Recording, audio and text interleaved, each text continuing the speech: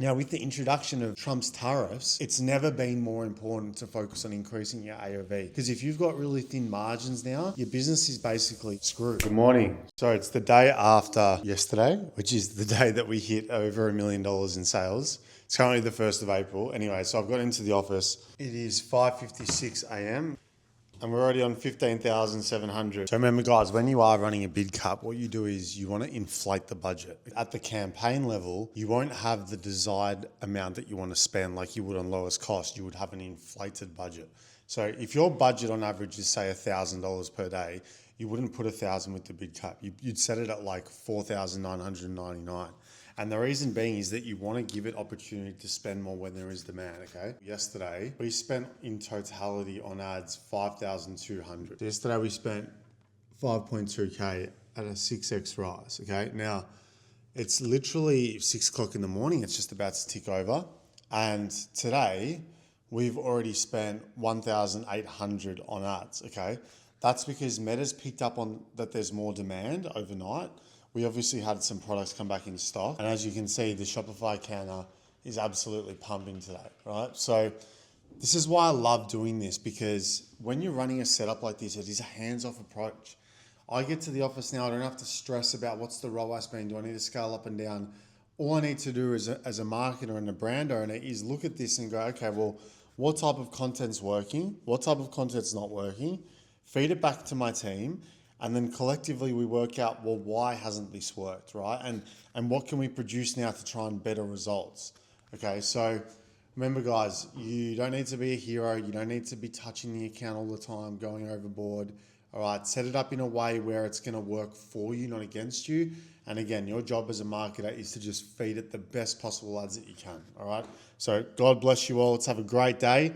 And I'll take you through my day today as we try to explode into April. So today, this morning, I've got 3 consulting calls booked. So what I do is I offer one-on-one mentorship with people. So I don't sell a course or anything like that. It's actually hands-on help. We meet up on Zoom.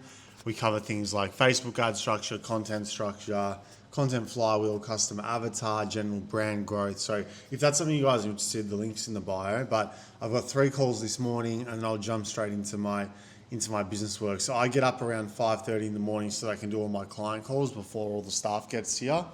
So yeah, I'm doing a lot of hours today and I'm doing a lot of hours in general, but I've got big goals this year. I love meeting with founders and I think it's the only way that you can help someone, right? It's really hard to learn off a course or something like that. The best way I've found to get help is by one-on-one hand experience. Now, I've even paid mentors in the past to help me grow. It's something that all of us should be doing, right? So if you want to book in and have a chat, links in the description. Let's get it, and hopefully I'll see you soon. Hey guys, so I'm currently doing a few optimizations now in a client's ad account, and I wanted to show you guys like how I make decisions and how I'm reading this data, because I think that's a very important part of becoming a good ad buyer, okay, is knowing what to look for. Now, let me just show you. So if we go month to date for this brand, I mean, they're low spenders, but that's okay. We're going to build it up. So as you can see, their old campaigns, they were hitting a CPA of 119, 148. It wasn't looking too good, and that was the spend, right? Now, this is my new campaign that I've set up for them. We started off at $100 a day. We've increased it. It's had 5 conversions at an $86 CPA, okay? So we've dropped down their CPA by a lot, almost, 50, 60, whatever, 40, 50%.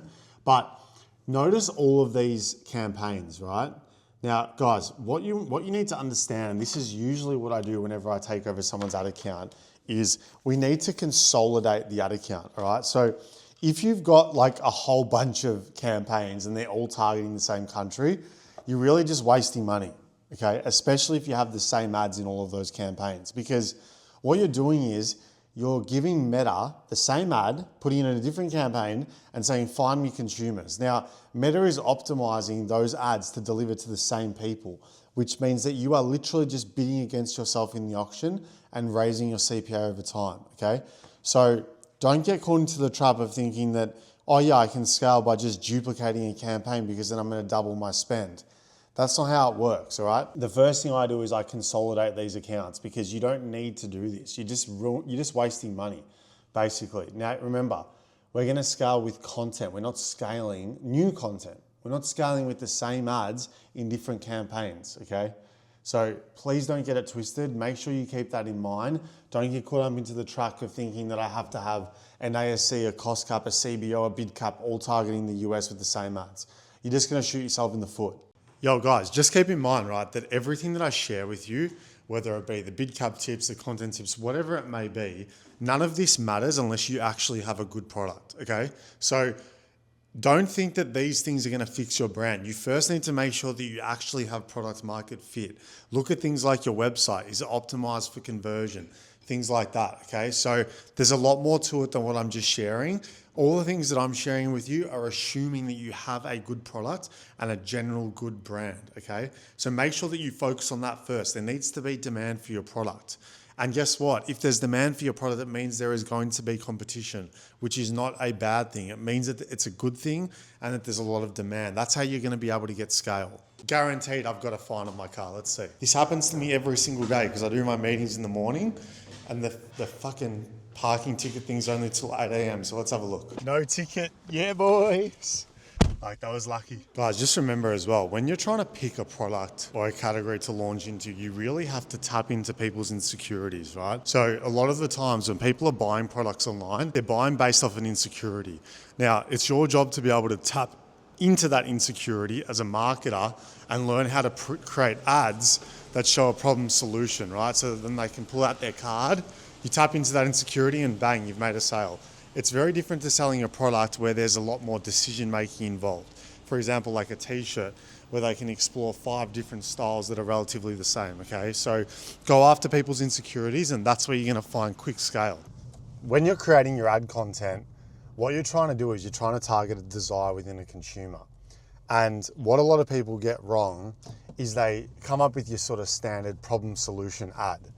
Now, what I want to do is run through a little example with you around how you can go deeper into the desire, which ultimately targets the consumer in a more specific way, and it will lead to a better outcome and cheaper CPAs. If you're targeting, say, a mature aged mum, say she's 50 years old, she's got kids, maybe you're selling a menopause product or something like that, right? What a lot of people will do is they'll come up with a hook that will be like, struggling with menopause, want to get rid of your hot flushes?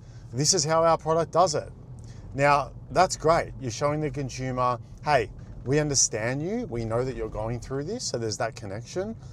You've hit them with the problem and the solution, but you're not really going after their desire. Now, their desire isn't to get rid of hot flushes. That's the solution that they're after to their problem, the desire. And you have to ask yourself, why? Why do they want to get rid of hot flushes? So that they can feel better within their own skin, so that they can go out with their friends more, so that they can feel like they used to feel when they were 30 years old, or even how they could feel, so that they could feel how they used to feel last week, as an example. Once you do come up with your sort of problem solution based on that avatar, ask yourself why. Why is it that they want to achieve that desired outcome? And why is it that they need a solution to that problem? Just taking it that little extra step further can really give you a boost in performance. I think one of the biggest things that really helps us scale is how much emphasis we put on things outside of ads when it comes to building up our brand. Now, obviously, ad creation and scaling through performance channels is a massive part of our business, as it is yours, right? I'm sure of it. Every e-com brand is built off Facebook ads and etc. What we found is that the higher level of brand awareness that we have, the easier it is for us to get spend out of our campaigns that are at profitability, right? Because the more touch points that people have with your brand, the more they get to know it, the more likely they are to convert when they see your ad. And this means that not only is brand awareness important, and maybe you've been lied to and told that brand awareness isn't as important, especially if you don't see dollars in, dollar out for that brand activity that you're doing at the time. What I'm saying to you is that it does pay off over the long run. We put a lot of emphasis on things like influencer strategies and PR events and activations and things like that. But not only that, also our organic strategy, right? So how are we getting videos to go viral and things like that? So Please don't think that the only way to scale is by adding budget. A lot of the times, the things that you're doing outside of the ad account will help you scale as well. And ultimately what it will do is it'll encourage Facebook to spend more, especially if you've got a bid cap campaign where it's going to spend based off your bid or the demand on that specific day. When you've got more brand awareness, you've got more demand. Okay. I hope that makes sense and I'm not confusing you guys. I'm just saying that you need to divert your attention on things outside of just Facebook. I can't stress this enough. Let's go, boys. Saturday, no place I'd rather be, baby. Make sure you take time out for family as well. That's also very important. What a lot of brands get wrong as well is that they think that revenue equals success, really forgetting that what's important is the money that you're left with at the end of the month. As a business owner, our main objective is to increase revenue whilst increasing profitability. If you're running a business where you're just going for revenue and you want to exit based off a revenue multiple, that's fine. That's a decent strategy, but it's a risky strategy for a lot of businesses because when it comes to valuing your business, especially your e-com brand, what they're going to look at is profit. Now, I've exited a few brands. The biggest one by far was Elias Skin. And what they were looking at when they bought our business was, were we profitable and what was our retention like? Okay. So when you're scaling, I know what it's like. Trust me, I've been there many, many times where you're focused on just increasing rev. If you leave thin margins, you've got a risky business because if something goes wrong and you have a few bad days or a few bad weeks, you can literally erase all of your profit from the last few weeks like that. And it can really hurt your cash flow, especially if you're not drop shipping. Focus on things like increasing profitability before you go on to increase your scale and your ad spend. Most of the time, you're actually able to lower your cost per acquisition just with new content, okay, and testing new strategies out. And as a result, you actually can increase your revenue as well. So what I like to do with my team before we scale up is we like to load the ad account with more creatives, get our CPA down, then push the budget up instead of just launching new creatives and scaling in the one go and constantly getting into that 20% everyday trap. Because eventually that breaks. If you look at ours, for example, like just in the last 7 days, we're at a 4.74 ROAS. Now, we could scale at a way lower ROAS. Don't get me wrong. Like 4.7 for us is very profitable. And some may sit here and say, well, it's too profitable, right? But the thing is that we're in this game to make money. We're not in this game to show screenshots of revenue and who's got a bigger dick, right? You need to be able to scale and increase your profitability, which means you also need to focus on your AOV. Now, with the introduction of bloody Trump's tariffs, a lot of us at a way lower ROAS. Don't get me wrong. Like 4.7 for us is very profitable. And some may sit here and say, well, it's too profitable, right? But the thing is that we're in this game to make money. We're not in this game to show screenshots of revenue and who's got a bigger dick, right? You need to be able to scale and increase your profitability, which means you also need to focus on your AOV. Now, with the introduction of bloody Trump's tariffs, a lot of us are buying our stock from China, right? We manufacture in China, we send our goods to Australia, and then from Australia it gets dispatched.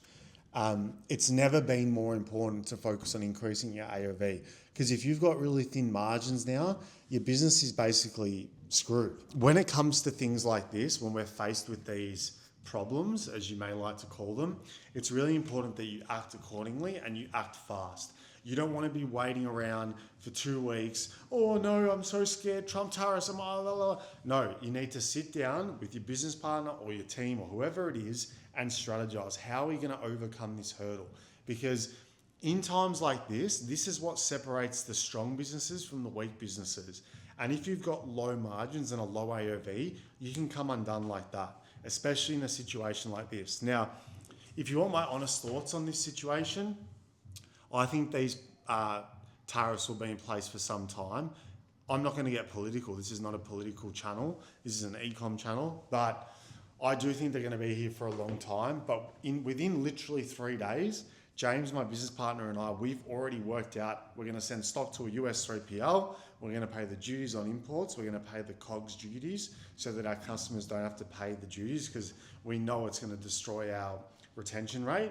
We've already spoken to DHL, we've spoken to forwarders, we know exactly what we're going to do. We're going to bump up our price in the US. So what I'm getting at is within 2 days, we've taken actionable steps to help us deal with this situation in the best manner possible.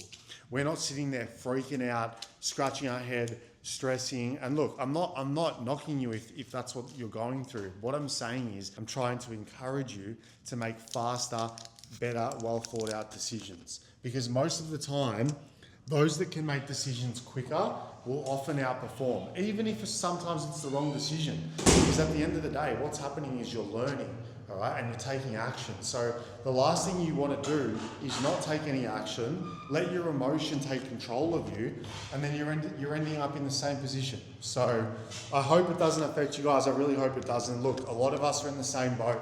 We're all in this together. We've just got to find a way out of it and keep chugging on. We're jumping between platforms constantly, and our competitors are getting smarter. If you're just running Facebook ads as an example, so you're delivering ads to Instagram and Facebook, and you're not running Google ads, what will often happen is your audience will see your ads on Instagram and then they'll Google you. The smart brands, what they're gonna do is they're gonna bid on your key terms, right? So someone might bid Sasha Therese garments, but it'll actually be White Fox or something like that, whatever. It's really important for you to run Google as an example, even if it's branded, because you don't want your competitors taking away those customers from you. The same thing with TikTok. Yes, all right, TikTok is more of an an entertainment. Sorry, it's definitely not an educational platform. It's the furthest thing from it. It's an entertainment platform. So people are in less of a buyer's mindset on it. At the end of the day, it's still important to be on TikTok, right? It drives awareness for your brand. It drives cheap traffic to your store, which you can then retarget on Facebook, on Instagram, on Google. You know, something that we're gonna be launching this coming week is Pinterest, right? So within our growing brand now, we've hired a junior ad buyer who's actually my little cousin, and his name's also Manny Barbers. How funny is that? And I'm training him up so that he's gonna take control over the Meta ad account, and I'm gonna start scaling up TikTok and Pinterest, because from our research, we know that our audience is utilizing those platforms a lot. At the moment with TikTok, we've just been doing a sort of standard CBO, couple of ad sets per week, but I'm not able to get that scale and I'm still finding the up and down results. So what I'm gonna basically do is run the exact same bid cap strategy with a big CBO, one ad per ad set, but on TikTok. I'm gonna document that journey for you guys and we'll see how it goes, but I'm pretty excited to get it running. When it comes to growing up that brand awareness and building up an audience and community around your brand, which really is what brand building is, it's building attention, there's a bit of storytelling involved, and it's making sure that people are connecting with you guys on a level that's just not on a product level, right? So obviously people need to enjoy the product, but they need to enjoy your brand, what you're about, the content you're pushing out. And I think that not a lot of brands are really engaging in entertainment, right? So pushing out content that's entertaining, sharing behind the scenes, showing your customers what goes on, you know what I mean? Maybe incorporating them, asking for their feedback. What type of products do you want to see from us next, you know? Something that we're heavily focusing on now is vlogging. Like, we're vlogging in the office every day. We've got a video editor that comes in, he films us, and we're just sharing more about what each of our team do, and our audience love it, right? And it builds up connection and an audience. And then as a byproduct of that, they are buying our stuff, but our main focus isn't just to sell to them. Like, you know, you don't want to be that wanky salesman that's just constantly selling you, trying to sell you a car when you go into the dealership. You know what I mean? Like, it gets frustrating for people, and there's no difference between that and online marketing, really. Yes, sales ads are important. I'm not saying not to go for a conversion, but what I'm saying is there's two components to it. You've got to educate and entertain your audience, and then as a byproduct of that, you've got to sell to them. So treat those two different things separately is what I would say. What a lot of people don't understand is that when you've got a high spending ad account, meaning a high spending brand in a specific category, it's going to be very hard to compete with them. And it's because they're going to take first place in the auction. So when you are scaling up your brand, if you're using a bid cap strategy or a cost cap, it doesn't really matter. Once you're at a certain level of spend, it's really important to stay at that level of spend, because as new people enter the space and they're trying to compete with you, they're gonna have a really fucking hard time doing it, because like I said, you're always gonna be at the forefront of the auction. One thing that we were finding that was holding us back from growing our current brand when we're running a lowest cost campaign is because of the swings in performance and the scaling up and down, we were struggling to increase our ad spend consistently. okay? And I think a lot of it was to do with human control. I by no means am gonna sit here and say that I'm the best Facebook marketer in the world or anything like that. I'm still a student of the game by all means. And I think what I was doing wrong is I was putting too much hands-on control in the ad account by always manually adjusting the budgets. And again, it's why I love this inflated big cap idea, because I don't want Facebook to spend more money unless there's demand on that day. Why would I want to spend more on a specific day to have my whole ad account tank and to have my whole business performance tank? It just means that there wasn't demand that day. And that's the thing with this setup, is that when there is demand, because I've got an inflated budget, Facebook's going to automatically scale for me to maintain efficiency. But it also means that I can stay at a level of ad spend as a company. So it's really hard for these new brands coming into the space to compete with us. When you guys are doing your sort of product drops and things like that, you might notice that you'll send down an EDM and then, you know, you get a sudden spike in sales for a particular product. What you might not know is that Facebook actually picks up on the conversion rate of that product page. So Facebook will pick up on that product page conversion rate, and then ads that are in your ad account that feature that specific product